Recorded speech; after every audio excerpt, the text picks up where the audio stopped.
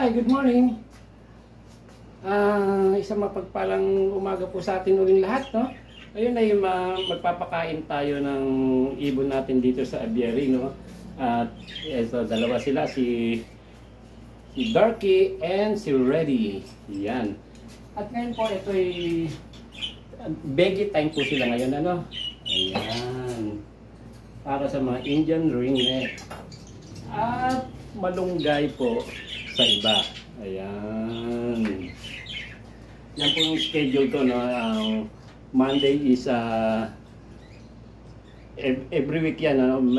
Egg 1,000 para para need nila yung para mangitlog sila minsan kasi like pagka tag-init. Yan ginagamitan namin para mag-itlog sila.